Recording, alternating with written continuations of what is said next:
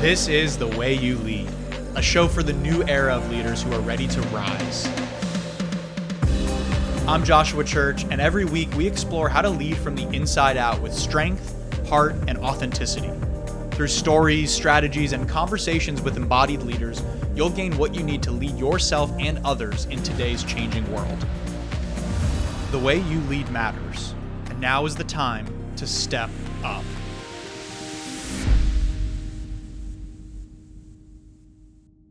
Hello, everybody. Woo!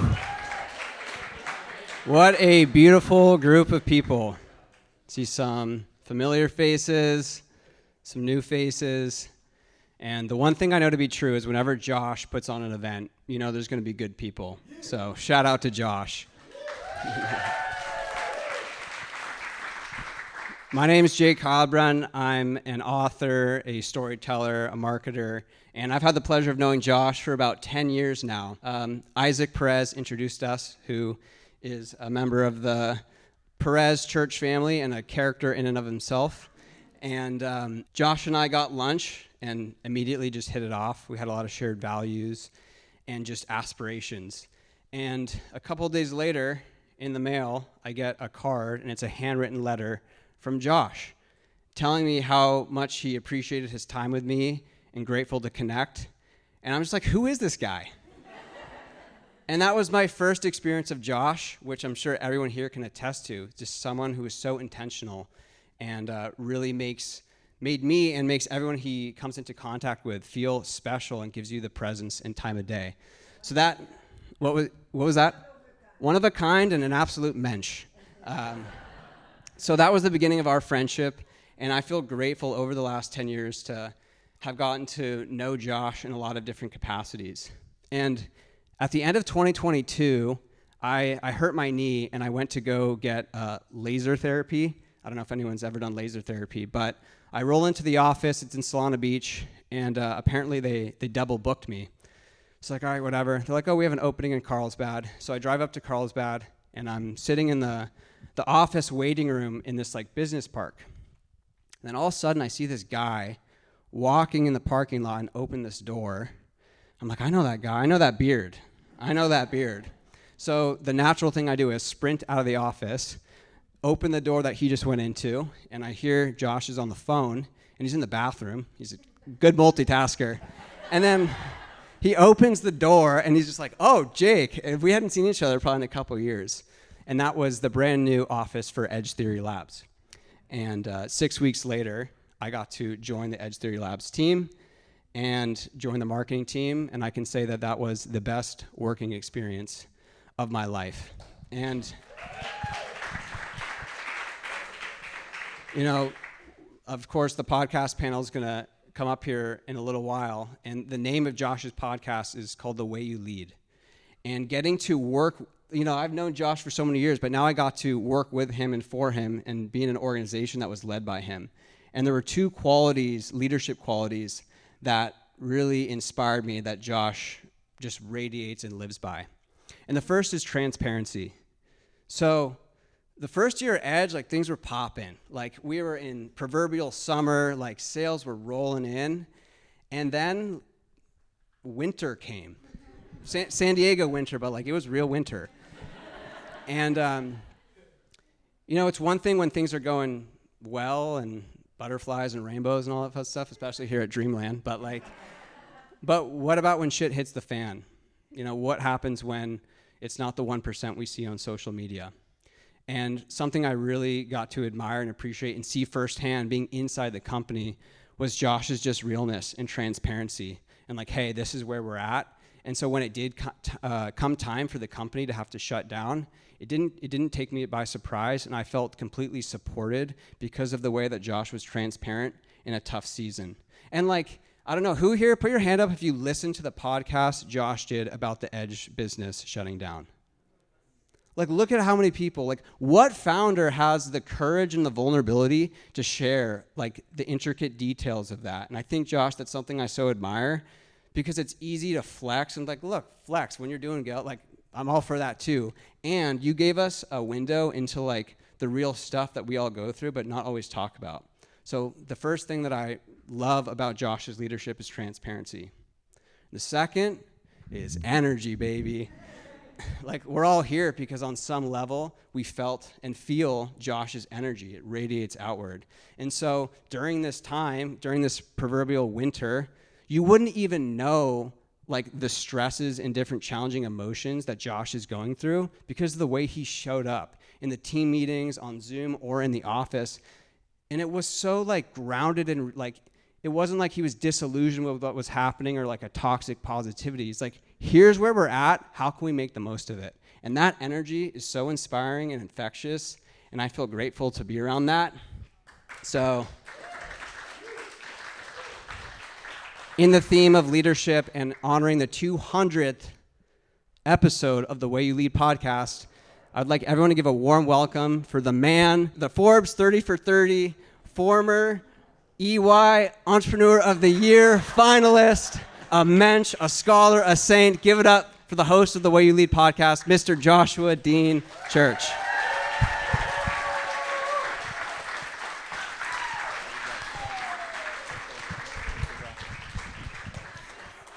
Wow. I didn't know he was going to say any of that. That's so beautiful. Thank you, Jake. Truly. What a blessing. Wow, what a room. Hey, guys. Hey, yeah, welcome. So happy you guys are all here, and thank you so much. Everybody should host an event because you get to get your flowers. Proverbially, and quite literally, I want to give a quick shout out to my friend Jordan over here. She works at a flower farm, and she brought me these flowers, and she said, I want to normalize giving men flowers. So thank you, Jordan. Appreciate you. Okay, so I wanted to share a few reflections around what we're doing here in Dreamland. Celebrating 200 podcast episodes is wild. Thank you. Crazy. So I want to share, especially for those who are newer to the podcast or haven't met yet, who's been listening to the podcast since day one? Any day oneers? Yeah, the day one. There we go. Love it. So if I could describe myself in one phrase, I would say that I am a passionately curious student of life. I've always been super curious about things, the way things work. And that curiosity's got me in a lot of trouble at times, but also it's led me through to some amazing conversations. I developed and adopted a belief that things don't happen to you, they happen for you. Anybody else align with that belief? There we go. Things don't happen to me, they happen for me. Let's say it all together. Things don't happen, they happen. Beautiful. Things that happen to me, they happen for me. So that's a belief that I've developed, which a lot of you guys have here as well. And so when you have that belief, you go through life and everything and everyone is your teacher. Even the bad stuff that you don't want to feel. What is this here to teach me? What's this lesson? Ethics of our Father says, who is a wise man? He who learns from everyone. And so I've always been passionately curious. I mean, to the point where it's like, I get into an Uber car with someone. I'm like, this is not a coincidence. What does my Uber driver have to teach me? And straight up, there'd be times when I was living in LA and Ubering all the time, I would like hop in the car and be like, all right, man, what do you got for me? And like, he would just spit some wisdom about his marriage or relationship or like something that I needed to hear. It's incredible. And so it's like, I started playing this like cosmic game of scavenger hunt with the universe. Anybody else feel like they play that game sometimes? Yeah, right? It's a fun game we're out playing out here. So that led me to having some amazing conversations. And finally, I was like, all right, I got to record these conversations because I'm taking away a lot from them. I want to go back to them. And I know that other people like would love to have been a fly on the wall on this conversation, this random conversation I had. So that was the impetus for me starting this podcast. And the real kicker that got me over the edge of actually committing and being like, all right, I'm doing a podcast was a mentor of mine shared four words that changed my life. 4 words. He said, they're waiting for you. They're waiting for you. Say it with me. They're waiting for you. They're waiting for you. And I mean that for everyone here. Who here feels like they have a message to share? Who feels like they're here to be of service to the greater good or to some group of people in some way or another? Yeah, absolutely. So I want to tell you all, they're waiting for you. The people out there are waiting for you to get over yourself and to get out there and start sharing and to get out there and to do what you're meant to do here. So they're waiting for you. And by not doing that, it's selfish. You're just being selfish. And it shifts the lens in a big way. It's like, okay, cool. This is not about me. Never has been, never will. This is about the greater purpose or the greater call that I feel like I'm here to serve. And that helps you, especially if you're someone who's a content creator or a coach or a business owner, like that helps you a lot to get out of your mind.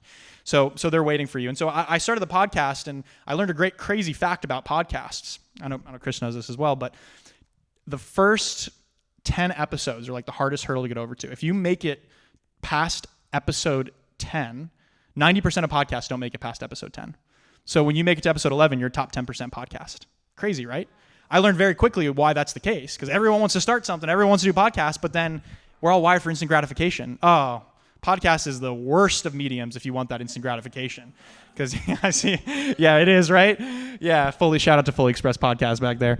Great podcast. And it's because you get, especially in the beginning, a couple views, 2 views, 3 views, 5 views. But those people are listening to an intimate conversation that's going to be an hour and a half. It's a very different view count than like Instagram Reel or TikTok. So I was like, all right, I'm going to do this. I'm going to decide I'm going to do this, and I'm going to commit to 1 year. I'm going to do 2 episodes a week for 1 year, and then I'll decide if I want to keep doing it. So I did it. I put my head down, and I did 2 episodes a week, 1 guest episode, 1 solo episode. And part of the reason I decided to do that was because I realized it would be really good skill acquisition for me. So that's something I'm always wired and looking for, is like, what's something that I can do that can support me developing a new skill?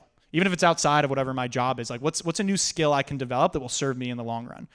Asking better questions, doing the solo episodes every single week. I did a series called Hump Day Hype. Every Wednesday I would drop a solo episode of me talking about something I was going through or growing through, something I was reading or learning about to be able to share. And so therefore my podcast, which was called Find the Others at the time, became my accountability partner. Every week I'm going to show up in front of that camera, whether I better have something to say. So now I'm going through and I'm looking at life of like, what am I going to share at the podcast this week? What am I going to share? Put me in a really great frame and help me start to build this skill. I was in a sauna the other day with Michael Sutton and Tyler over here. Shout out to Sweaty Fish, Michael and Tyler, our little club we meet every month now. And he said something to me. He said, time on task over time. Time on task over time. When you focus a lot of time on a specific task over time, it yields mastery. It yields results. And you have to be willing to just put your head down and fall in love with the process. And so that's what I did. It's like, I'm going to put my head down, and you got to love it. And I developed the mentality, and I want to encourage everyone here with whatever it is you're doing in skill acquisition, time on task over time. Chad and I talk about this all the time, but that mentality of I will outlast. I will outlast all these. Everybody else's podcasts, they're going to stop before I stop.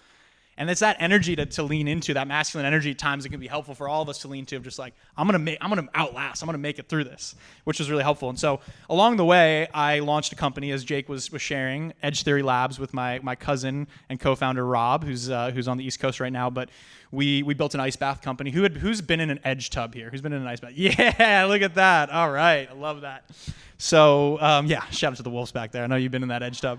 We love it. So I launched a company, and so I didn't continue doing twice a week, because obviously we would have been at 200. I've launched a podcast 4.5 years ago, so we would have been at 200 a lot sooner.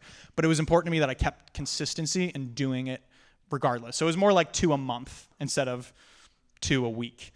But also, as you leaders and founders and entrepreneurs out there, it's really important. I found it really important to maintain my identity outside of my actual job. Anybody relate to that? Maintain your identity outside of whatever you're doing. It's easy to put all your eggs in one basket, but it was really important to me that even though I was putting everything into Edge Theory Labs and growing this business, that like I was still doing the podcast over here. And that was very helpful because the business came crashing down end of last year. I'll talk more about that in a minute here, as Jake mentioned. And I released that episode that Jake mentioned when Edge Theory Labs crashed. And I shared the full open curtain, the open vulnerable truths of like, here's how it was. I read some of the customer emails that we got, some of the nasty customer emails. One guy, my favorite, he called me a spineless weasel who gives God a bad name. Oof. Right? Brutal, right? Yeah, so I talked about on this podcast, like, how do I handle that? Like, how do you handle that when you see that in your inbox at 9 a.m. on a Tuesday, right? Like, how does that throw a wrench in your day, or how doesn't it? And so I realized throughout this process, I shared all of this, what it was like to, have to, to go up to the highs of the highs, and then also to have to go through the lows and tell investors, hey, sorry, we lost millions of your dollars. Hey, LA Rams, we worked really hard to build an exclusive partnership with you to be the official provider for the LA Rams football team, and we just set you up with Tubbs. Sorry, we're not going to be around to support the guys this season, support you this season. So it was an absolute roller coaster. What I realized was the reception from sharing that podcast was far and away greater than anything else I had shared. And I realized in that moment that, like Jake said, people don't talk about that. There's tons of podcasts. People talk all the time about the startup, nobody talks about the failures, right? No one talks about the wind down. But that's the thing that we all have in common. That's the thing that we all have in common. We're all navigating some winter season in our life right now in some aspect. Some of my friends back here shared a great quote that I love. The thing that we have most in common is usually the last thing that we want to talk about. Right? The thing that we have most in common is usually the last thing that we want to talk about. So that's why I love doing the connection exercise in the beginning as well, and to lead first with that vulnerability and that authenticity of just like, yeah, this is something I'm working through, or like, yeah, this is something real that's going on, and get away from that surface level small talk bullshit. We don't got time for that. I've got 3 rules in life. 1, life is too short for small talk. 2, life is too short to skip dessert. And it's always a good idea to add sprinkles. So as I shared that episode, there was these seeds that started to be planted for a deeper call, a deeper vision and mission that I really feel like God was putting me on assignment for. Raise your hand if you feel like God's put you on assignment for something. Cool, amazing.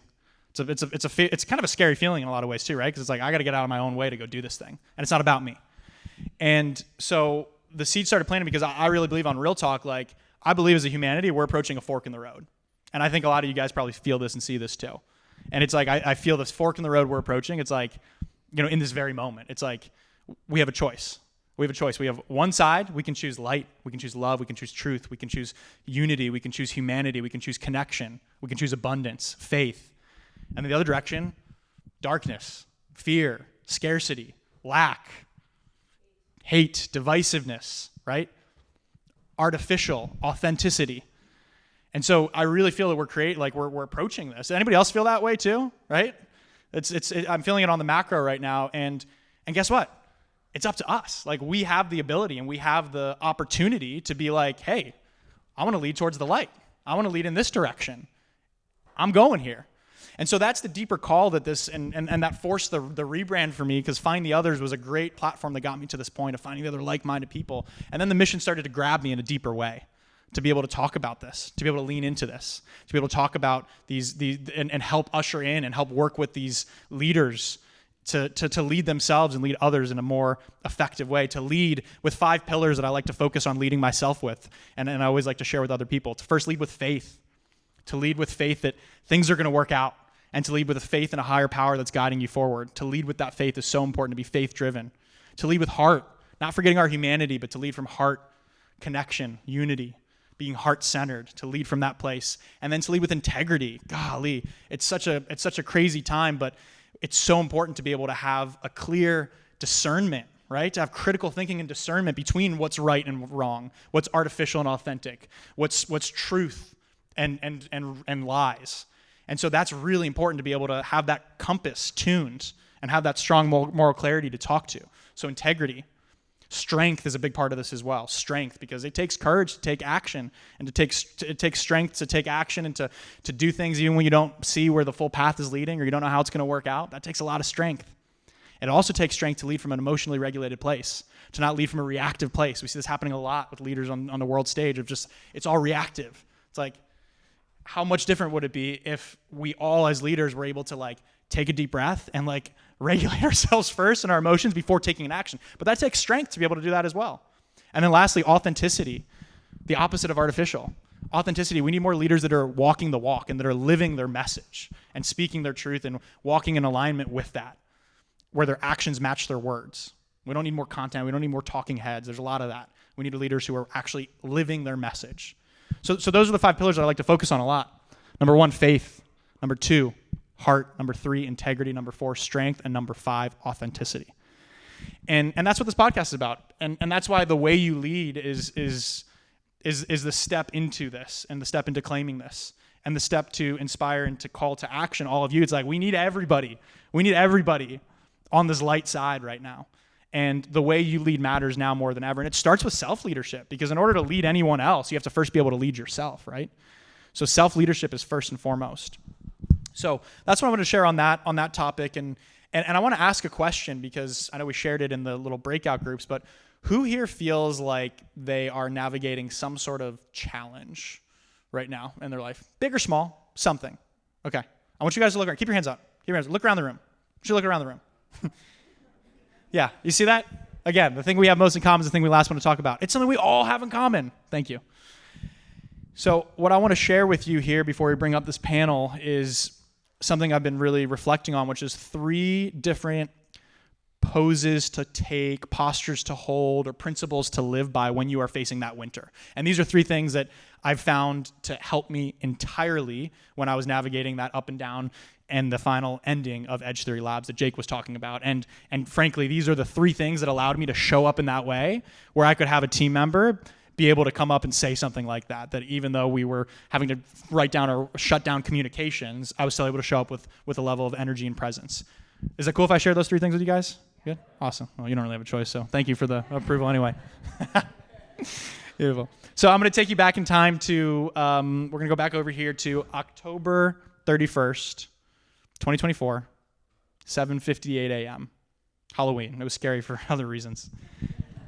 I'm sitting at the Edge Theory Labs headquarters in our conference room, the summit room as we called it. I'm sitting at the head of the table on the right side. Rob, my cousin co-founder, sitting to the left. He always sat on the left. I sat on the right. And then over to the left, Kat Davis, our head of marketing, Chad Sonkin, head of sales. We have our exec team. We have Nikita, who's out in Portugal, on our screen up top. And we press the button, send. All the shutdown communications go out. That's it. We've shut down the company. And now it's public, and now it's out. And in that moment, it was like this sense of defeat in the room. It was like this sense of like, oh, it's real now. We had known that it was imminent in the week, a couple weeks prior, but now it's real. Everything that we built is now gone. And I felt in that moment, I look over and I see Kat's welling up with tears. Everybody is emotional. And I just had this clarity, and this thing came through me that I shared. And I said, everybody, Chad, you remember what I shared? I said, everybody, open up your hearts right now to this. Be here in this moment. Don't run from this. One of my favorite lines, one of my favorite songs is called A Prayer of My Own, and the lyrics say, Lord, give me the strength to face it all, the beauty of the fall. And when I want to run away, Lord, I pray that you help me stay. Can I stay in this moment right now? And to feel this feeling. It felt like watching the Super Bowl. When you guys watch the Super Bowl and you see the defeat, the team that loses, there's always a couple guys that hang out on the field when the confetti's falling, right? You know what I'm talking about? And they're just sitting there watching. And that's what I said. I said, lean into this right now, because there's a gift in this here too for us.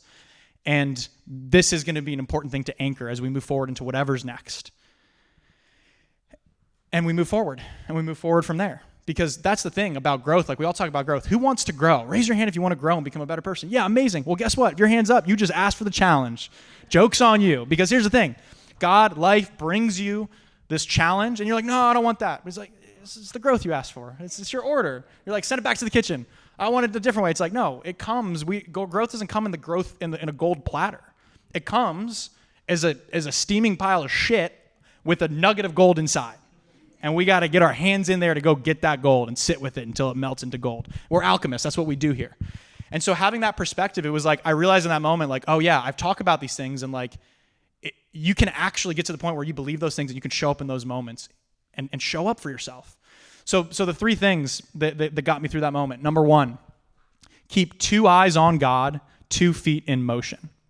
Keep 2 eyes on God, 2 feet in motion. Say with me, keep 2 eyes on, 2 feet in. Yes, you guys are good at that.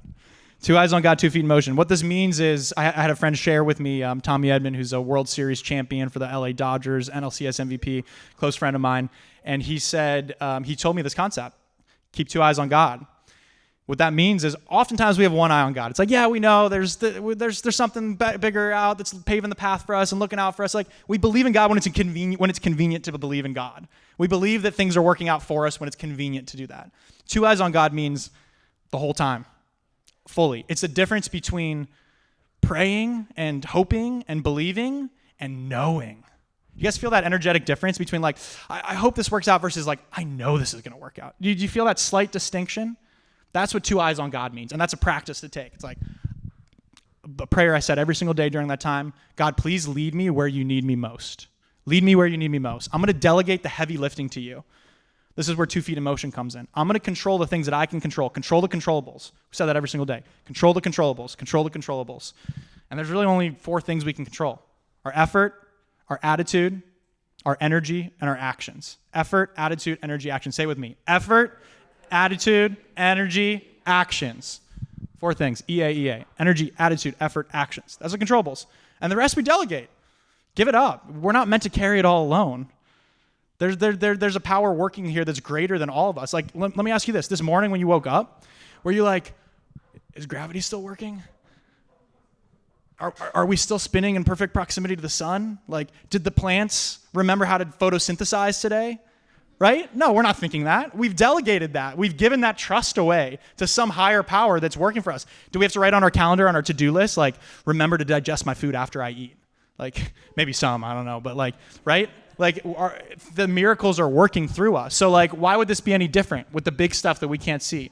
So keeping 2 feet in motion means 1 step at a time, 2 feet in motion, I'm going to control the controllables. One thing I learned through this period is a line that I don't know where it came from, but I wrote it in my journal one day, and I said, I'm realizing now for the first time in this winter season that God is the rock at the rock bottom. God is the rock at the rock bottom. There's something there to catch you. Your rock bottom, you're not alone in that rock bottom. That God is the rock, in fact, at the rock bottom to build that strength from. Does that resonate with anyone? Yeah. So that's number 1. What's number 1? Keep 2 eyes and 2 feet. Beautiful. Great. There'll be a test at the end, so you guys are crushing it. Number 2, be the thermostat, not the thermometer. Some of you heard me talk about this as well. There's 2 ways to live life. Every day we have a choice. 2 types of people that go through this world. Thermostats and thermometers. Most people are thermometers. It's easy to be a thermometer. Thermometer is you let the climate dictate how you're feeling. You go up and down depending on what the weather is around you. The thermometer is, I wake up, I'm going to scroll my phone and check my email, check my news sites, and I'm going to let that dictate how I feel. I'm either going to be happy because there's good news and there's something good waiting, which we all want, or I'm going to be pissed off or angry because, there's something bad going on. There's always something bad going on, and there's always something good going on. So that's the thermometer, bobs up and down. The thermostat sets the climate before the climate gets a chance to set you. The thermostat shows up and sets the temperature, sets the tone for the day. And it can be in the smallest, most micro ways. It can be taking a couple deep breaths in the morning. It can be going in your ice bath. It can be writing in a journal. It can be praying. It can be going for a walk outside. It can be going for a walk outside and praying to God out loud. Shout out to Nick back there who does that. Barefoot. He's had 2 wellness checks on him. Is that right? True story. 2 wellness checks. You see a guy walking barefoot, talking out loud as he holds his mug of coffee. That's called being the thermostat right there. So that's what being the thermostat means. And the other thing I learned through this is it's okay to not be okay. It's really okay not to be okay. That was something I really had to learn through this experience, was like, a lot of us as leaders, we want to hold it all together. Who feels that way? It's like, I'm the one that holds space for others. I'm the one that has to be strong for others. Who feels that way, right? Yeah. It's okay to not be okay. And I learned that. And in those moments, we have to lean on what I call our portable AC units, which is our family, our friends, our faith, our community. So when you're in that moment where it's like we're in the heat wave, I need to bring in a couple portable AC units. I got to bring in a Chad into my life. Right? I got to bring some portable AC units in to help me cool this temperature down. So that's number 2. What's number 2? Be the, not the. Boom. Great. Third and lastly is zoom out, then chunk down. Zoom out, then chunk down. What's number 3? Then. Beautiful. You're like, what the hell does that mean? I'm going to tell you what it means. Zoom out, then chunk down.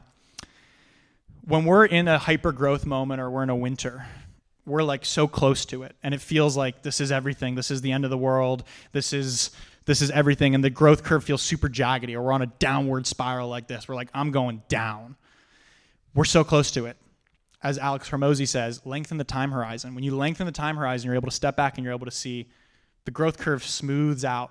We're just so close to it in this moment. It's super sharp and jagged, right? When we zoom out and we lengthen that time horizon, it becomes smooth.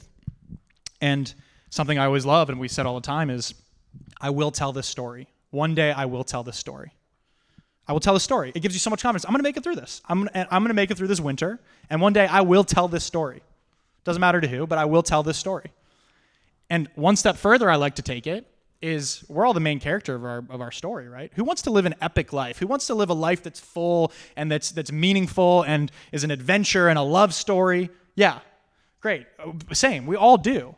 And in order to do that, we need the conflict. We need the tension. You don't get epic without tension.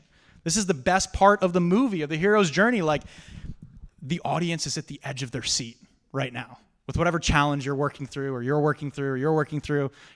It's like the audience is like, what are they going to do next?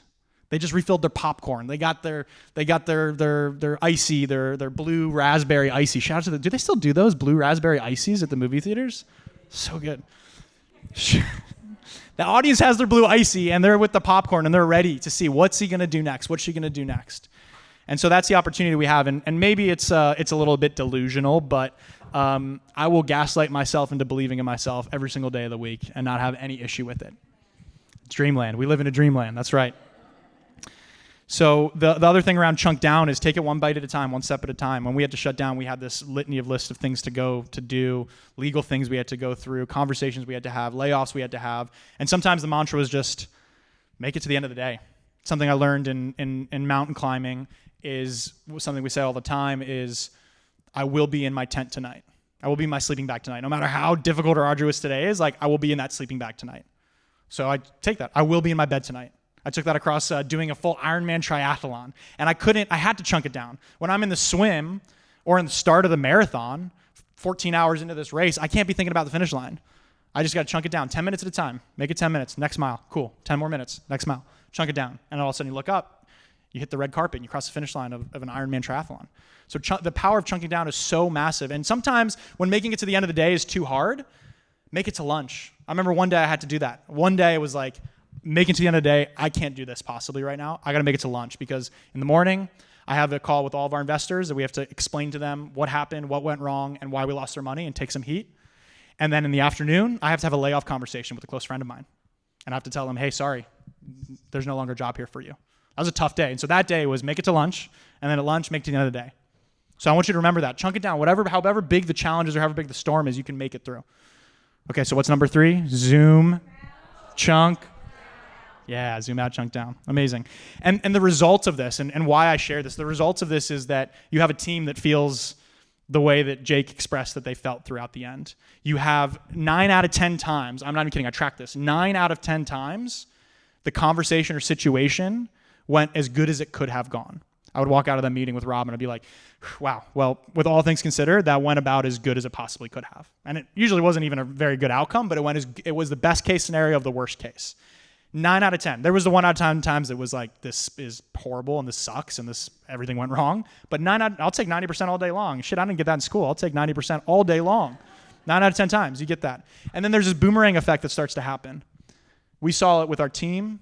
Our team showed up and showed out. They did not stop. We had team members saying to us, I kid you not, we had team members saying to us, I don't need to take my base salary this month. I'll just work off commission. We had team members saying to us, contractors saying to us, you can cut my rate in half, but I'll still do the same deliverables. We had our ad agency, our partners who said, you don't have to pay us for this next month. We're going to still show up for you guys anyway. That doesn't happen. But that happens when you're focusing on those 3 things. When you're able to lead with faith, when you move forward, keeping 2 eyes on God, 2 feet in motion, you control the controllables, and you trust that God is leading you to where you need to be most. It happens when you show up every day as the thermostat, not the thermometer. I got in some of the best shape of my life during that time because it was something I could control. So when you're in a moment of winter and it feels stagnant in one area, maybe it's work, some relationship, something else, find something you can pour your energy into where you see results. And it will shift the energy massively. That's called being the thermostat. I would do my workout in the morning. I would get into that ice bath before I got into the office so I could show up more present. And then we zoomed out every single day, told ourselves a story. We will make it through. The audience is at the edge of their seat. This is the fun you see. This is the fun you see. Alan Watts has a quote. It's always going to feel like you're not going to make it, but you are. That's the fun you see. That's the fun part. Like, that's what we're here as humans for. Like, we chose to be here as humans for that reason. Like, this is the fun you see. And so you got to get to that level of belief and that delusion in the people around you, those portable AC units around you that can help feed you those things and those messages when you're just too in it. Okay? So that's what I wanted to share with you all today. And when you can embody this, adversity does not become something that's on the way. It becomes something in the way. It's the opposite. Adversity does not become something that's in the way. It becomes a gift for you that's on the way. Adversity is what? It's not in the way. It's, yeah, you guys did better than I did there. So I want I'm going to bring up this panel here, but I just want to thank all of you so much for being here and for supporting me and for giving me this ability and this platform, this microphone to be able to tell this story, because it was a tough season. It was a tough winter. And now I feel like I'm standing up here and it's springtime. We're in summertime now. And so for whoever's going through a winter right now or like really in it and they're just like, I got to make it through, you'll make it through. I believe in you. You can handle it. And I hope you take these 3 things with you. And thank you for allowing me to tell my story. Thank you.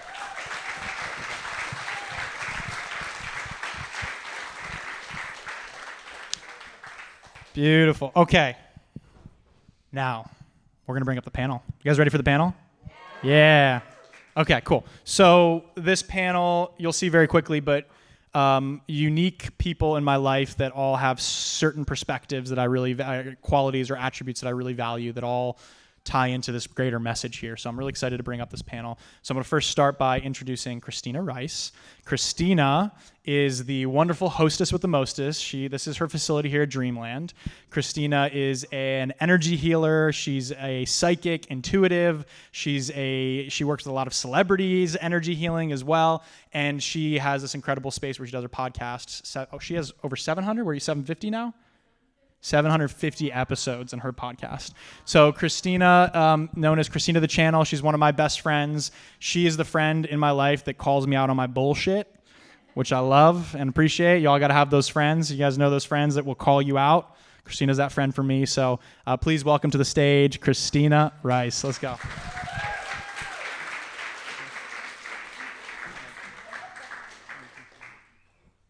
Wonderful. All right, next up, we're going to invite up Frank Roby. So Mr. Roby is the founder of Mr. Roby's Barber Shop. I've known Frank for over 15 years. He's been cutting my hair and cleaning me up. These lines don't happen by accident. As he has a sign that hangs on his door, it says, "Good hair isn't by accident, it's by appointment." Right? So Mr. Roby is an incredible man of faith, and I've seen him go from renting a chair at a barber shop when I first met him to now running the #1 voted best barbershop in all of San Diego. And not only that, but he owns the building that the barbershop is in. How about that? An incredible inspirational story, and I'm excited to welcome to the stage Mr. Frank Roby. Welcome, Mr. Roby.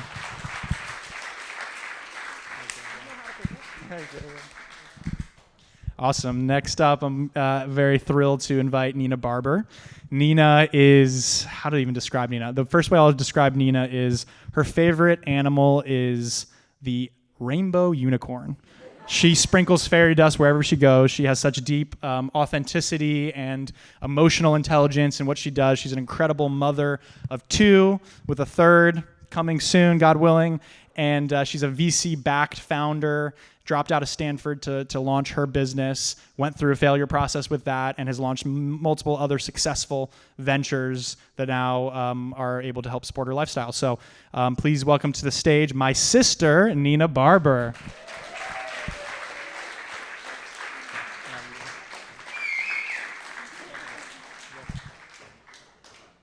Yeah, I buried the lead there. She's my big sister. How about that? And last but not least, the man who usually needs no introduction, Chad Sonkin. For those of you who know him, I know who knows him because everybody's smiling who knows him. And for those who don't, you're going to see very, very quickly. He is our in-house Energizer bunny. One of the few people that just absolutely lives with such an infinite source of energy every single day. And he was our head of sales at Edge 3 Labs. He's a sales leader. He's a motivational speaker. And he is my best friend. So please welcome to the stage from Cleveland, Ohio, number 19, Chad Sonkin.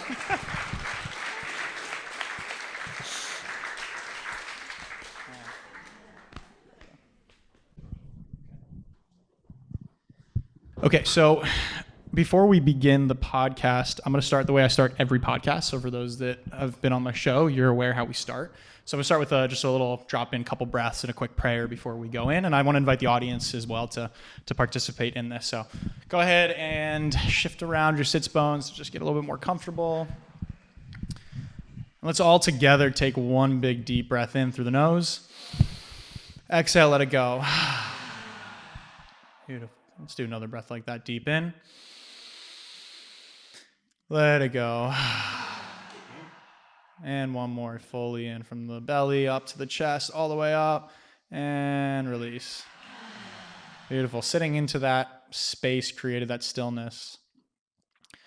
God, we ask you please here to bless this conversation with your presence. Please allow us to be clear channels of light here to share our light and our conversation. Please allow us to speak freely, for the words to flow effortlessly, for the ideas to be clearly articulated, for it to receive and to land for those who need this message here in person and afar, listening for the replay. God, we ask you please to give us strength and courage to be able to walk in your truth, walk in your light, stay close to us, and may we have fun in the process. Thank you, thank you, thank you. Amen. Beautiful. All right. Hey, panel. First live panel we're doing. This is fun. Great. So I want us to start because I just gave a little introduction on who all these people are. It's funny because I feel like this is the start of a funny joke. Like we have a psychic, a barber, a pregnant woman, and a Chad all come up on a panel. Like what's going to happen? Where's the punchline? Well, you're about to hear the punchline, so here it is. So that can be funny sometimes, yeah? So first, let's just go. I want to go down the line here and maybe take a minute for each person and share a little bit about who you are, what you're working on, and share what's something that people come to you for. Could be friends, could be clients, something that people come to you for a lot. Christina? People come to me. I would say what Josh says I do is what everybody comes to me for, which is you come to me when you want to hear the truth that nobody else wants to tell you, and I will give it to you straight. So I would say that's what most people come to me for. Anyone agree with that? Yeah, thanks. But yeah, I'm an intuitive channel. I'm an energy healer. This is our facility here. And what I'm working on, lots of events here at Dreamland. So welcome to our third. And yeah, we have lots of healings coming up. We have panel discussions coming up, community events, hangouts. So that's what we're working on over here. I am also always working on my podcast. I want to give a shout out to Tynelli, if you guys, because we didn't intro him. Yeah, Tynelli in the back there. Let's go, Tynelli. Big shout out. Tynelli is the life force behind CTC and Joshua Dean Church. So and he was behind Edge as well. He did all of our videos and film. Yeah. So thanks, Tynelli. Podcasting. I'm working on my next book. I have 5 released, so getting that 6th one out there. And yeah, that's what we're working on over here. Amazing. Yeah. Thanks, Christina. All right, Mr. Roby. All right. So I always say this. What people come to me for, I say I'm a pretty well-paid barber, but I'm like the lowest therapy session on the block. Facts. So like I feel like guys, they don't. A lot of guys don't get a space to kind of communicate how they feeling, and it's a lot going on with them. So I have guys that'll just come sit down and be like, man, you can do what you want with their hair. I just came to talk today. So that's what I'm able to provide for people. What I'm working on is I'm actually, I'm working on trying to take over Delmar. Like we're building out like a manosphere type of space that'll be everything from, guys, I think what women have over guys is they communicate. Like if a woman can go in the store and she'll see a woman whose hair's thinning now, she'll walk up to her like, oh my God, this was happening to me. You got to try this product. And she's like, oh my God, thank you. Dudes, a guy will see something. He'll have a problem with his hair. It'll start to thin out. He'll find something that works. He'll see a guy in the gym struggling from that, and he walks by like, because he don't want you to know he ever had that deficiency in the first place. So I want to create a space where it's like, it's okay for you not to be perfect. We got all kind of services going. It'll be like a membership. You can come lock in and you can get everything from, we call it Brotox because, but from that to B12 shots, acupuncture, massage therapy, testosterone, just a one-stop shop, cold plunge. Mm-hmm. Yeah, but just a space for guys to come to and really like work on their third space betterment. So, awesome. Lord willing, that's gonna happen. Thank you. I want to go to the manosphere. That sounds so cool. Let's see. I think people come to me most now it's in two distinct groups. One, it's to get around my adorable children, my adorable toddlers. And second, it's my toddlers coming to me for their everyday needs, which is my greatest pleasure to just play in the vortex with them and to get to watch them and experience. But I would say that I also have a lot of friends and family that I feel really blessed to get to do life design with. So as people are moving through different stages of their lives, it's one of my favorite things to kind of brainstorm where someone's at and how they can continue to go towards their best life. And of course, to give affirmation that, as Josh said, nothing that you might want to wear or adorn your house with is too rainbow. And let's see, as Josh said, I was an entrepreneur most of my life. And one thing that I'm really passionate about is especially women setting up their life in a way where you feel like it's really intentional for especially the stage of life if you want to be with your kids and you want to be enjoying that season. So that's something that I'm really passionate about, is helping women step into their best selves and then design their businesses in a way that allows them to kind of have everything they want, really. And now I'm focused a lot on my kids and enjoying that, and baby girl coming in August, number 3, and and supporting my amazing husband in his new tool that he's kind of been sharing with the world, which is an amazing tool on emotional regulation and helping yourself and others process their emotions. And so that's been a really fun project that is taking most of my focus now. Amazing. Thank you, Nina. Number 19. What's up, everybody? I was gonna do like a bro voice to go with the Chad, but I'm Chad Sonkin, and what do people come to you for mostly? So I would say people come to me the most for, she's saying my smile. That's sweet. That's sweet. But and yeah, maybe. Yeah, I'm not gonna make that joke, but no, I'd say people come to me often to believe in themselves, honestly, to master and build their mental toughness, and to potentially get out of a rut or when they're in a transition period, and yeah, so believe in yourself. What I'm working on, I would say, is myself, honestly, constantly, always work in progress. But I'm in sales. I do sales and partnerships, and I do a lot of speaking to like whether it's youth football teams, JV varsity teams, basketball teams, camps. I like speaking. I like motivating. I like sitting here in front of all you and connecting with all you. So I'm honored to be here and with this amazing panel. Fantastic. Thanks, Chad. Beautiful. Let's go ahead and hand the mic back to Christina. Christina, I want to kick off this conversation because I think something you shared with me and something that I really appreciate in one of your perspectives that we can all learn from, and it's kind of a radical idea, is you talk a lot about alignment in a unique way, in a unique perspective.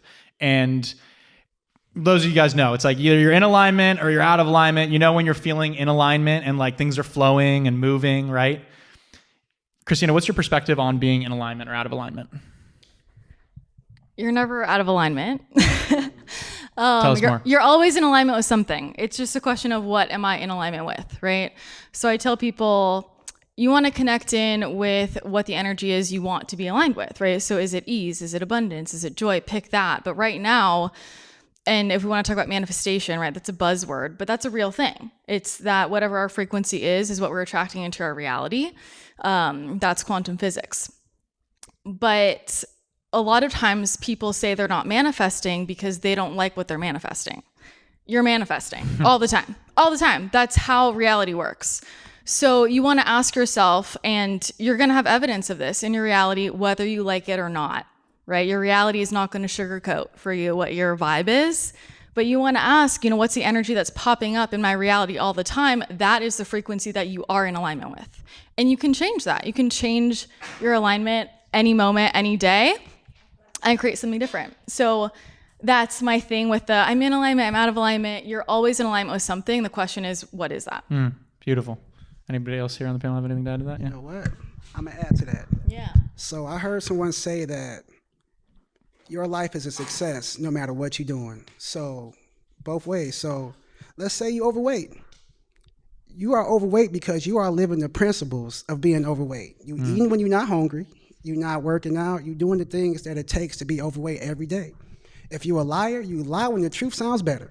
But you lie because you lie, and you are being a success at that. So to me, it was empowering because it's like, I'm in control here. If I want to be successful, I got to work the principles of being successful. I equate success to like a muscle group. And more specific, I would say it's like abs in an 8-pack to be exact. You know, to have an 8-pack, you have to work the principles of having an 8-pack. You have to eat right, you have to work out, you got to do everything it takes to have an 8-pack. And the day you stop is the day that you had an 8-pack. Now, maybe you did enough work to where you got a residual 6, maybe 4, but you don't have an 8-pack. So that's what I feel like in life. It's no mistake where you at. You are there because you are working the principles to be there. So it's up to you if you want to change that. And if you don't like the direction, do something about it, you know? Right. Anybody else? Go ahead, Chad. Yeah, thank you. Well, yeah, I think it's that's beautifully said, and it's so interesting when we talk about like manifestation and vibration and what frequency we're on. And I think a lot of times we are out here trying to play God, trying to create and play God and choose how we want this to be. But like when you break it down on the spiritual path, on what alignment is like life is a series of events that are unfolding, right? Life is a series of events. And your goal is to just be the happiest, be the clearest in these series of events that are unfolding. And if you're not happy, if you're not clear, okay, you have something to work on. You have a growth opportunity, right? So, you know, let's not try to play God. Let's not try to play God like that. Let God, like he said, delegate the hard work to God. It's not about balancing your life, right? It's harmony with life. It's not. It literally means like we gotta dance with this thing, right? So no matter what happens, what events unfold, I decide what I want to think and put in between my brain. I decide how I want to feel.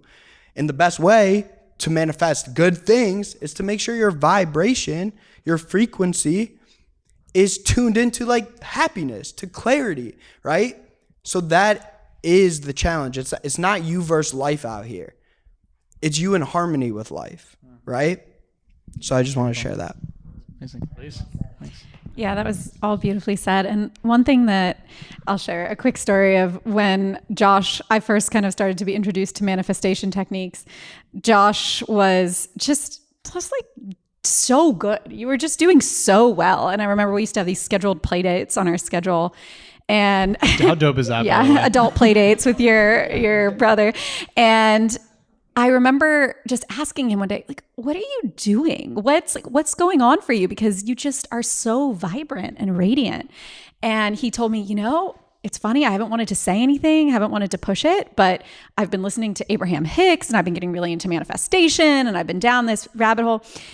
And so then I started to do it and there was a whole thing and it became a way of life, right? And one thing that for me really stands out that I feel like is an important part of the conversation around manifestation, and I wanted to share in case it really resonates with anyone listening today, is when we are reaching for those good feeling vibrations, I think it's so important to realize that we have all lived in and grown up in a world where that's not necessarily the natural way to be from a young age. I can see already with so many friends' kids, and I'm very lucky I have this beautiful family in the front row who, you know, let me and Josh and our siblings stay really close to that essence. But I think that the world naturally develops certain vibrations and activates vibrations in us as we grow older. And sometimes when having a conversation around manifestation, I know for me personally, it was a bit of a mountain to say, oh, just find the fun or just reach for the good feeling, because I would just notice in my body, well, when I think about money or I think about this thing, there is a vibration active that I don't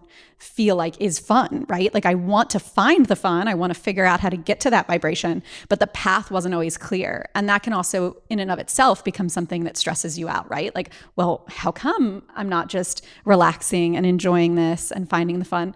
And maybe this is sounding very type A of me, but again, hoping that message hits someone. So I think that learning to figure out the tools for you, and I think that that's so cool that Josh and each person up here offers so many different tools, and the paths for you that allow you to really embrace all those parts of you and to take those vibrations and heal them alongside you so that you really can have that clarity of vibration, not just the ignoring or looking away side of things, but really learning to integrate all of those pieces. And I think, like Chad's saying, that is the work, that's the dance, and figuring that out and finding the things that will work for you.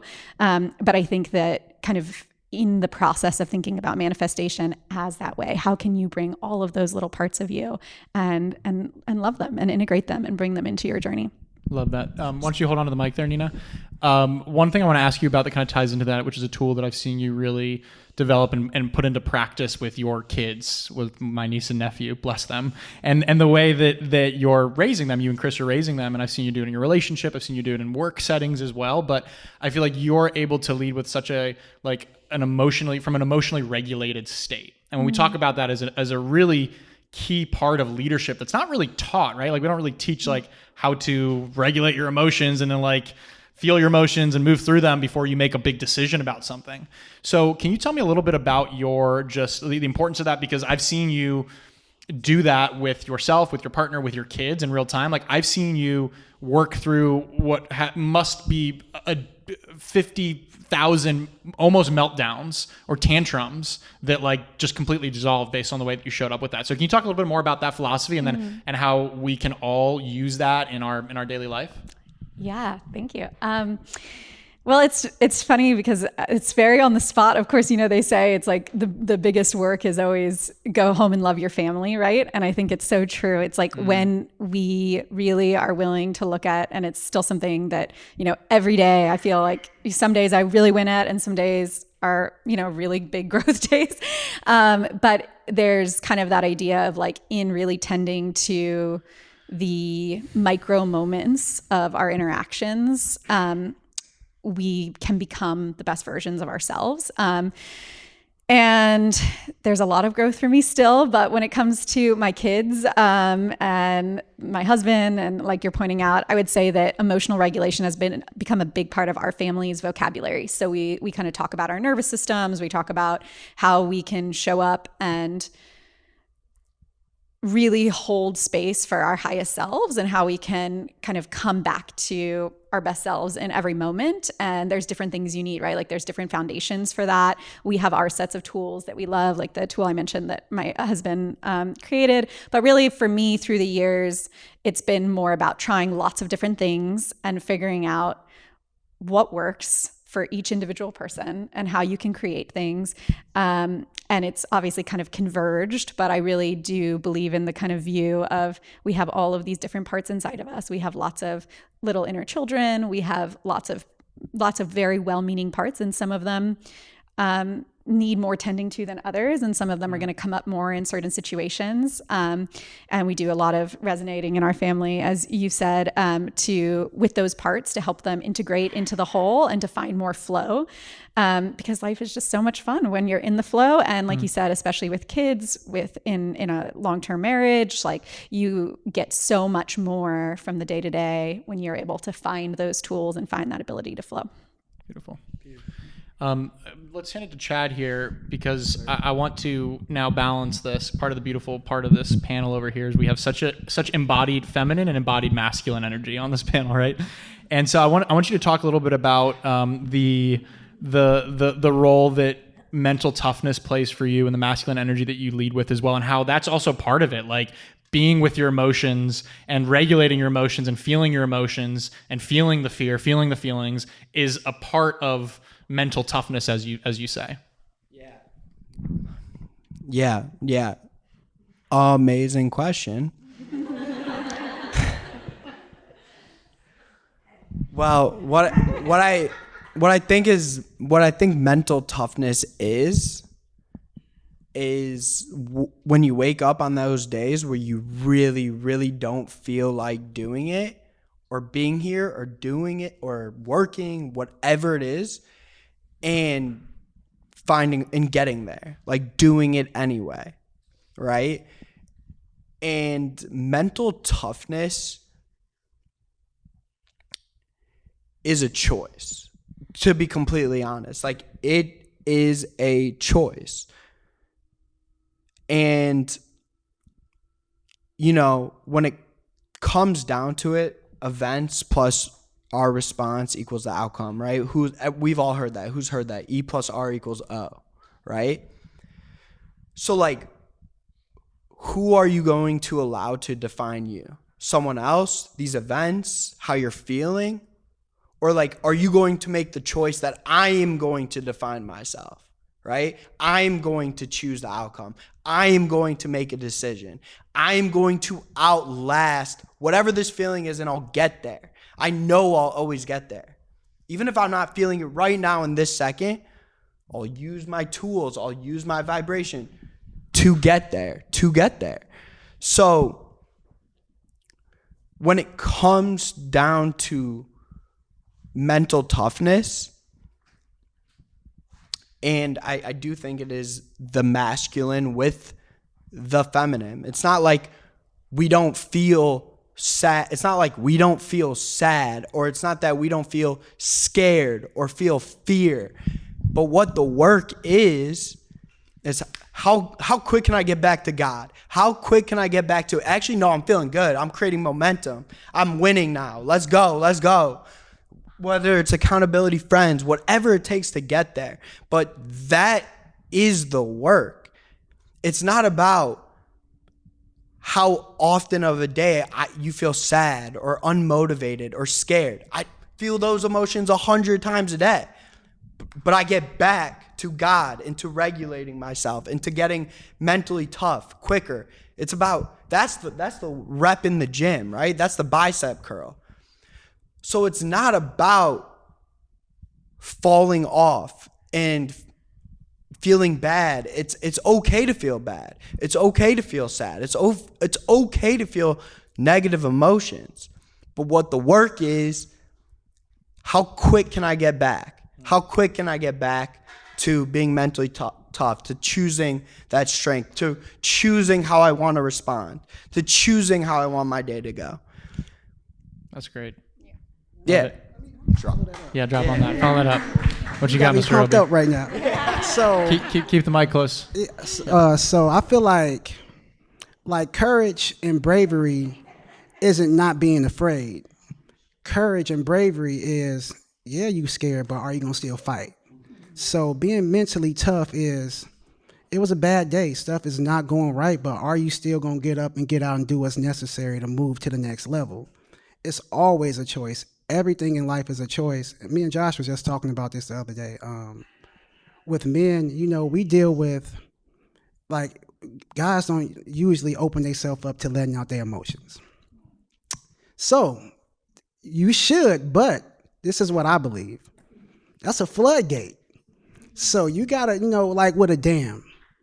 When the dam reaches maximum capacity, it's a measured release to lower the levels, and then, you know, they can shut it back down and it can still function. As guys, they deal with so much for so long that if they just open them floodgates are hard to close when stuff is rushing out. So measure relief. You got to be mentally tough to know what you want to release, what you want to deal with at the appropriate time, but you still got to function. Heavy is the crown, you know, so you still got to keep moving. So being mentally tough is knowing what to handle, when to handle, and still handling regardless of what's going on. So, Also, Chad, you I had to just add on that. Can you have anything on that? I have a lot of thoughts on this.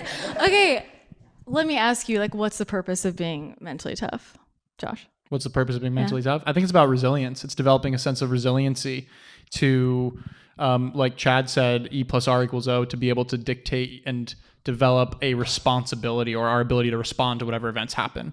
Yeah. And when we can increase that capacity for something as bad as your business shutting down, or something as bad as hearing terrible news about something, a loved one, it's increasing our capacity to be able to hold the whatever energy might come within that. So that's how I would define it.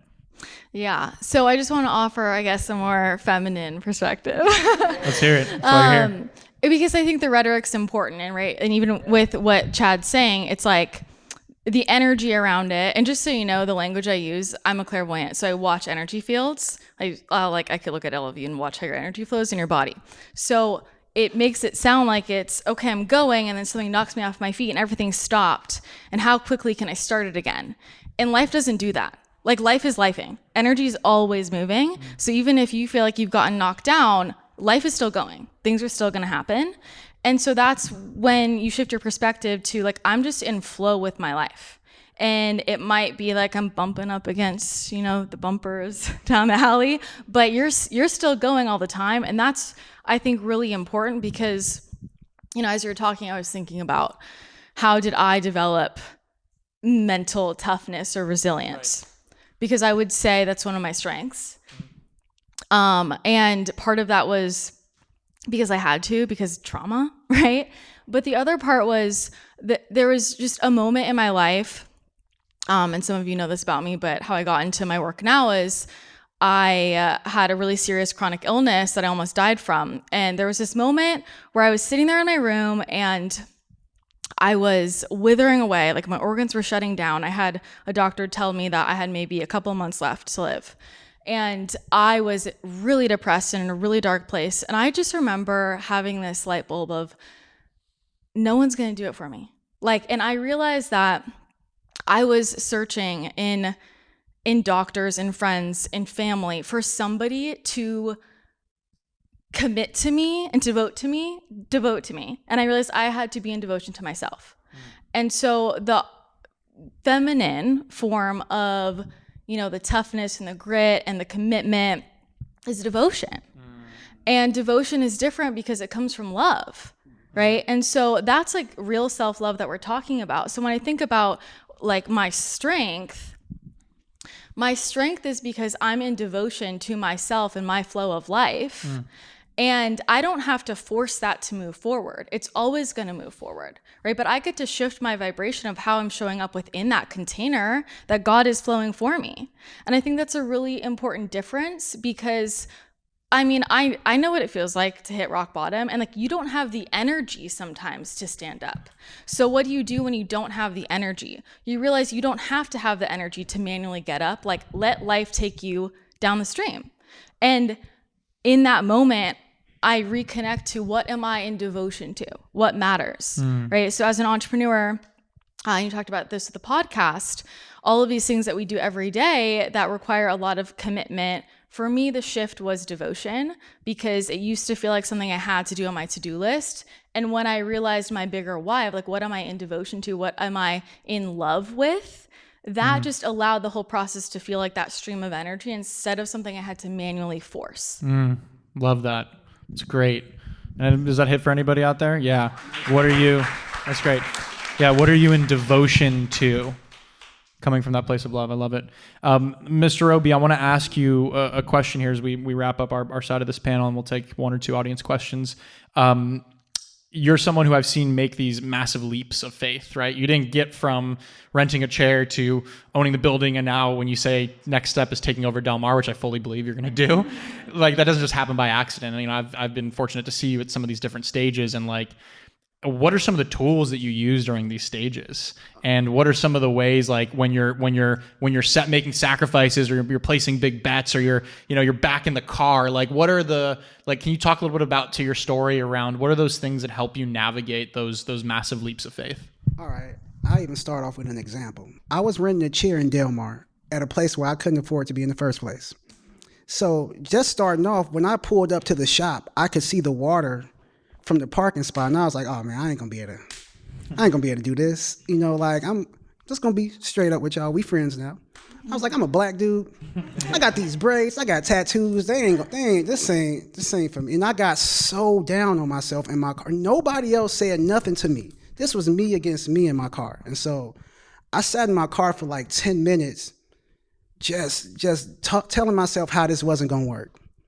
And that's why I'm a praying man, first of all. That's the reason, but just context. So I prayed about it, and I was like, you know what, I'm here. The worst he could tell me is no. So I walked into the shop. I met the guy who actually became my mentor, and within 10 minutes, he offered me the space at what less than what they would be paying in Chula Vista. And so from there, I was able to work my way up. And I started listening to this guy named Les Brown, who's a motivational speaker, and I was on fire. So I'm like, you know what? I'm gonna have my own shop. So I called my little brother. I'm like, hey man, look, I'm gonna have a barbershop, and it's gonna be in Delmar. I was like, I don't know how I'm gonna afford it, but God got me covered, and this is gonna work out. He like, all right, bro. and so the next day, my mentor comes back from out of town, and I'm like, I have been working on trying to get a sign for the building. I'm like, you built this beautiful salon. You got all this going on, but nobody knows we're here. So I was like, I already approached everybody in the building. I want to get us a sign. And I was like, of course, nobody actually helped me pay for it, but I'll do it. He was like, you know what, buddy, I love that idea, and you don't have to pay for it, but let me show you something. And so he walked me up to like the front of the building. He was like, I'm thinking about taking down this wall and put this out here, put doors right here. I'm just like, all right. And he was like, and I think this would be a good place for your shop. And I was like, excuse me? And he was like, no, but I mean, if you don't want to do it. And I'm like, no, I want to do it. But the price he gave me, I was struggling to pay for my chair. And so now he's like, I shook on it and I took the deal, and I called my brother that day. I was like, hey, you remember yesterday when I called you and I told you that I was going to have a shop in Delmar? And he was like, yeah. I was like, well, I'm going to have a shop, and it's going to be in Delmar. But this was just the beginning, because I still had to build out this shop. And so, again, I didn't really have it, but what I did have was faith. And so I prayed about it, and I actually had to move out of my place because I have a son that I take care of. I have bills, I have responsibilities.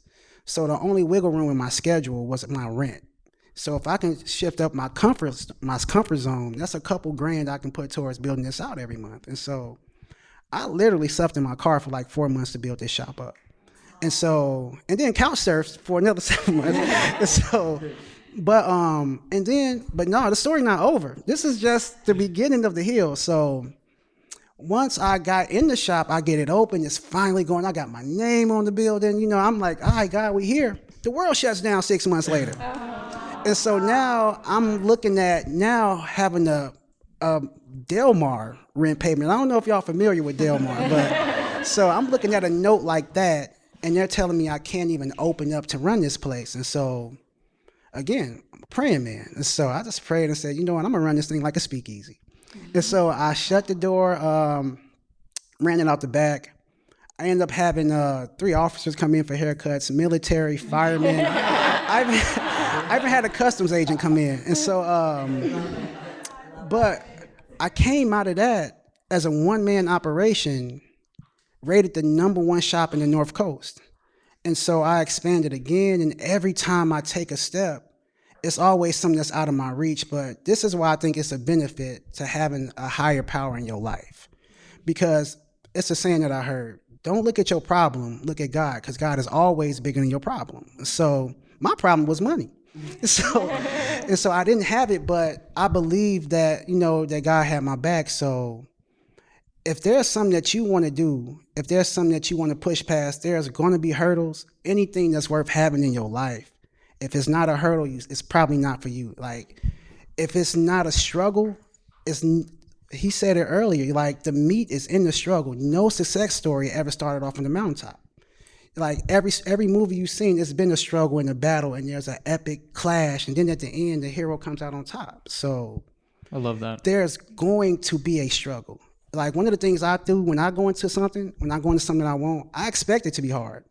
Because you know what, if it's not, then I've lost nothing. But if I go into something expecting it to be easy, I think that's when most people get knocked off the box, because they didn't expect to have to battle for it. So anything you guys want to do, any goals, any dreams that you guys have, expect for it to be the hardest fight in your life.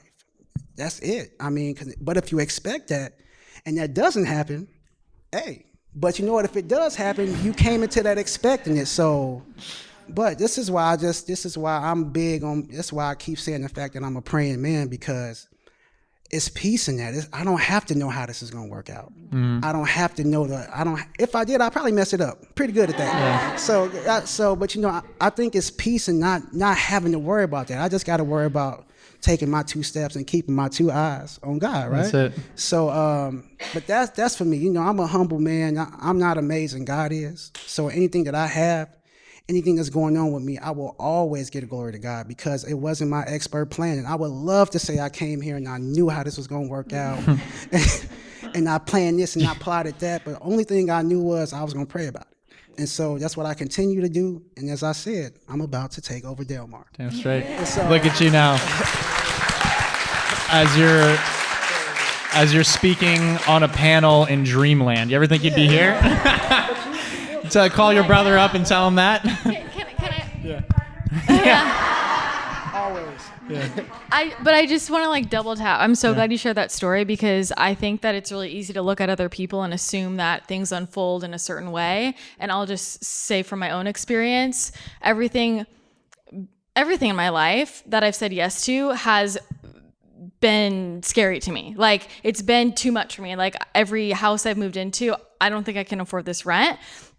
And then I move into the house and then my income increases. So it's been like that with every part of my life. And I think that's something that's not talked about as much. Like, but that's the faith, right? And that's how you expand yourself. Like, you have to say yes to a bigger frequency. That's the only way that you expand into a different reality. So I'm glad that you shared that. Thank you. I got one more thing. Yeah.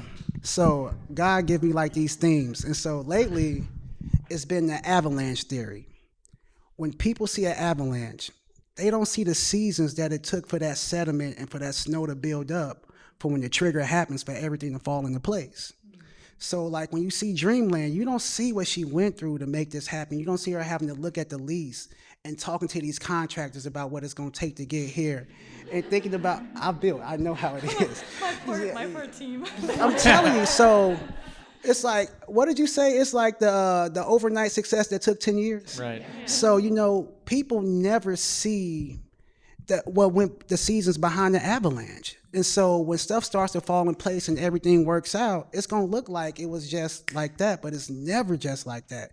And if it's an old saying that they have, easy come, easy go. So even if you're in a struggle season right now, you in your season of the snow building up, and your avalanche will come if you can stay in your position. So that's right. Thanks, Frank. You gave Nina, me Chad, anything to share here?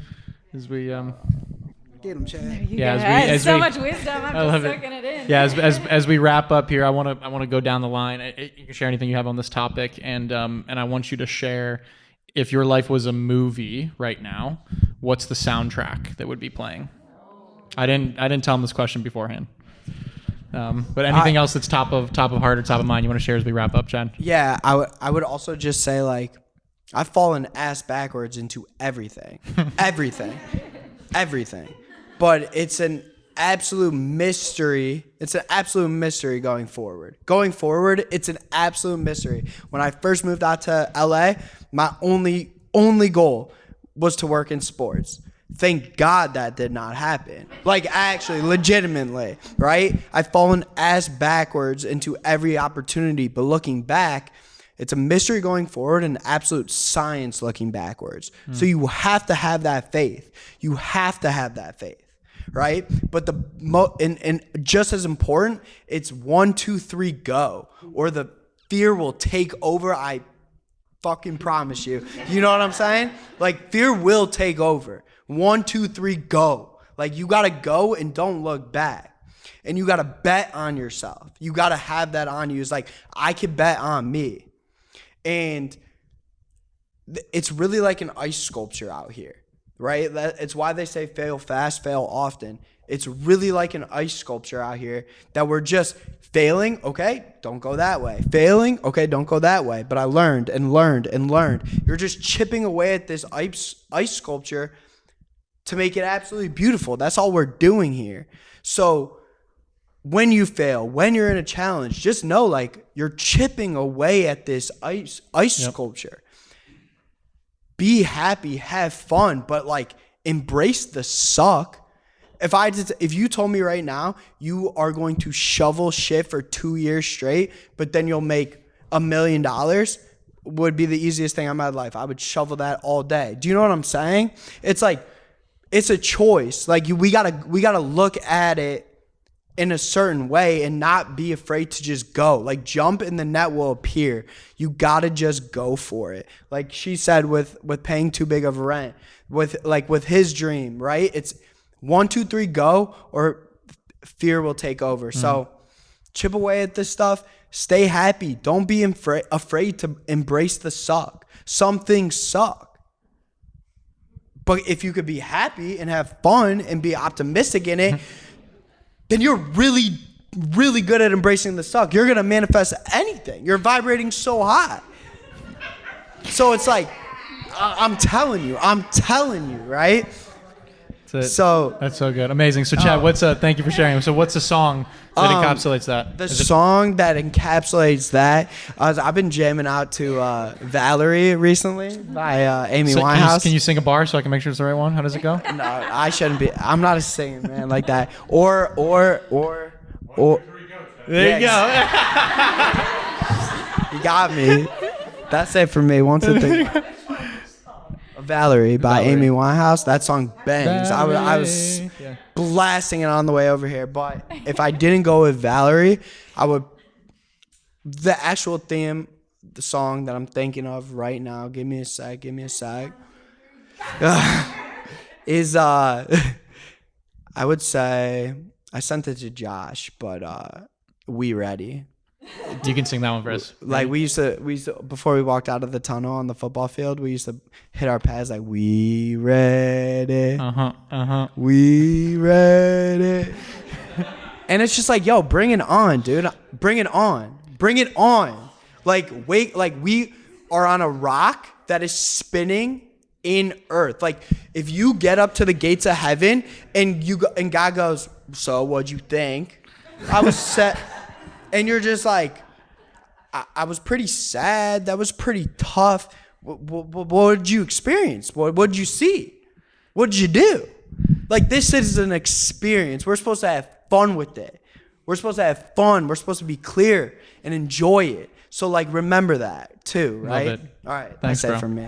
Nice. Nina, anything present you want to share top of heart? And then, yes.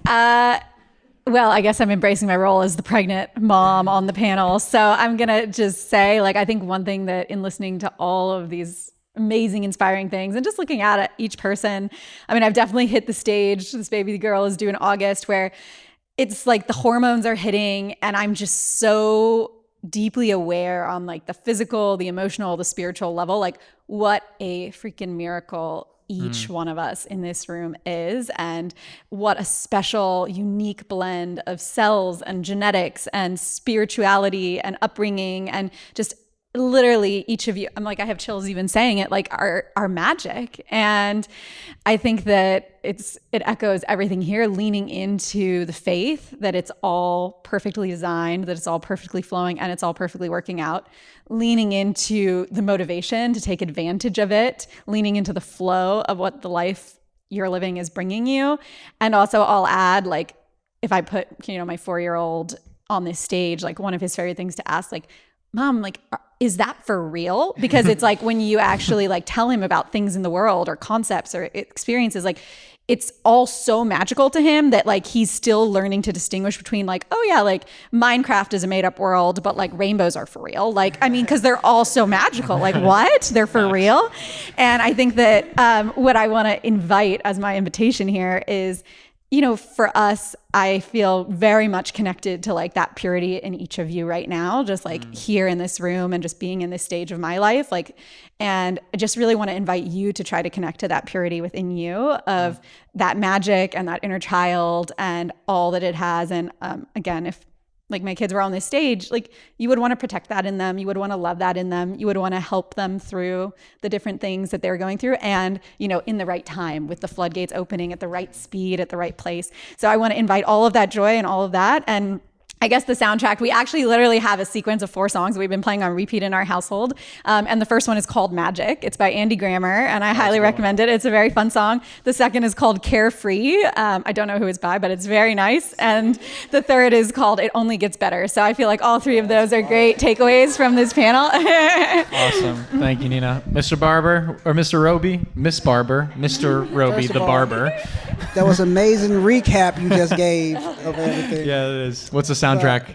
All right, so I got 2 songs. One of them I play a lot of old school at the shop, so I'm gonna pick from there. It's a song that's called "Ain't No Stopping Us Now," and it's pretty much saying, yeah, you got it. So shout out to the church family. But it's and that song pretty much says that it's about a person or a group coming from a certain period or from a certain space where they didn't have a lot of faith in themselves or their situation, but once they found the groove, they moving now, and it ain't no stopping them now because they done found how to make it happen. So they done found how to do it, and once a person finds that, ain't no stopping them. And then number 2, because I'll make it fast. There's a song by John Legend that says each day gets better. And I mean, if you got the right mindset, and if you locked in, and if you got your faith in the right place, each day does get better. It's gonna be rough days, but time is a blessing because time heals all. So each day gets better. Beautiful. Thanks, Mr. Roby. Christina, bring us home. Yeah. Everyone else has such deep songs, and I was like Karma by Taylor Swift. That's my song. I love it.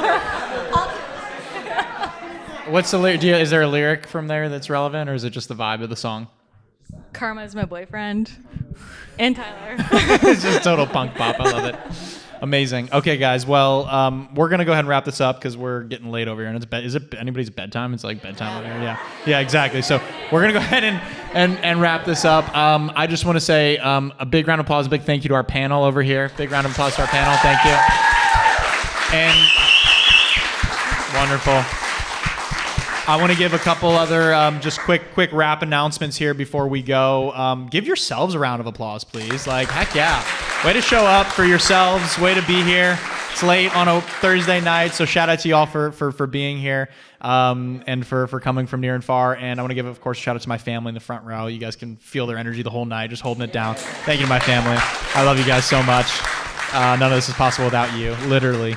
And I want to I think a special shout out to Bella and Rachel, my cousin and sister. Always they hold it down. They helped, and my aunts and my mom, they helped prep all the food in there. And Rachel has her new company, Charmy, this charm necklace. They have a DIY kit, so like girls' night DIY, make your custom charm necklace. It's a vibe, so check it out. On the QR code that you'll scan on the business card or on the front on the way out, has all these links to all these different things. And a chance to be able to connect with everybody else on the panel. And I hope you guys enjoy the space here for the next bit before you wrap. Get a chance to meet some more people, finish a conversation, grab someone's Instagram or grab their email or stay connected in whatever way. And couple exciting things that I have coming up I wanted to share. Raise your hand if you're in my WhatsApp group. Who's in the WhatsApp group here? Okay, cool. So good amount of people. I want everybody in this WhatsApp group. So we got a free WhatsApp group. We've got like 115 people in there now. It's called The Way You Lead Group, and it's a great space. We share regular, mostly daily, like inspirational updates, quotes, videos, just like a good vibe feed. So if you want to be in there with other thermostats and portable AC units, jump into the WhatsApp group. And then the other couple things you'll see under my links on my page, just want to talk to you real quickly. I'm going to be doing with my friend John, we started something called Project Changemaker. Christina was present to the mastermind we did in Sedona. So if you're a business owner and you want to be around other like-minded business owners, building whatever it is your vision is, we have such a range of different types of entrepreneurs and creatives. We're going to be doing something, I think we're going to be doing it in Idaho in the fall of 2025.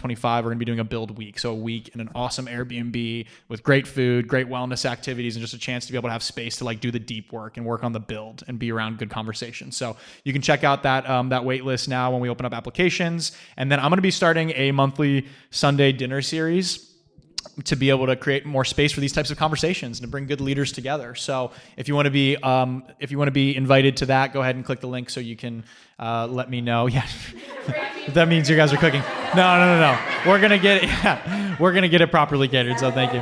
And then, exactly. So those are a couple things that I've got going on. So you can check out. That on the links. And I just want to say I love you all. Thank you so much for being here and celebrating this. And have a great night. Thank you.